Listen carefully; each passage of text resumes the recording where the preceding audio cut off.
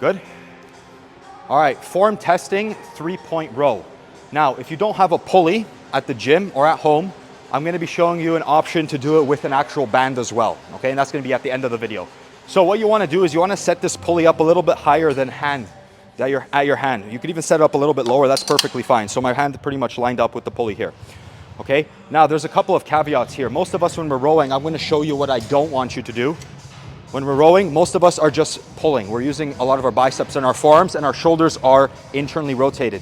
Now, if we actually want to engage the back properly, what we're going to be doing is before I start pulling, I want to retract my shoulder blade and then do the row. And I want to have my elbow for the first one close to the body, okay? Nice and controlled back. We're going to do a couple repetitions. I'll show you another one.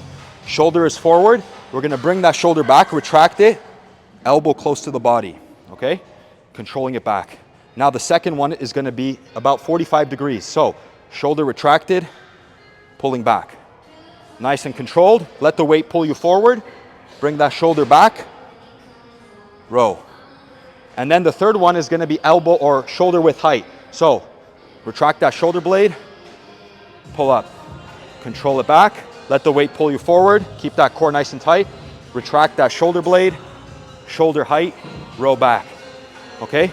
What you need to take into consideration is the scapula, which is responsible for 4 things: elevating the shoulder blades, depressing them, protracting them forward, and retracting them. What I want you to pay attention to when you're doing the retraction is not bending your elbow when you do it together. A lot of people do that. They bend their elbow.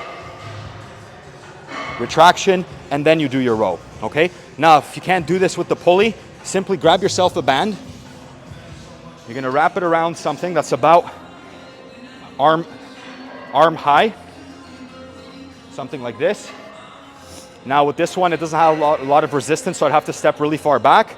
So same idea here. Let there be quite a good amount of tension. Let the actual resistance band pull you. Shoulder blade retracted, elbow close to the body, pulling back. Couple repetitions here, guys. Let the weight pull you forward, retract, pull back. That's the first one. Second one, 45-degree angle. Control it back. Retract that shoulder blade, pull back. And then the third one here, a little bit higher, retract that shoulder blade, shoulder height. Pull it back, let the weight pull you forward, retract that shoulder, pull it up, and control it back. So that's gonna be your form testing for the 3-point row.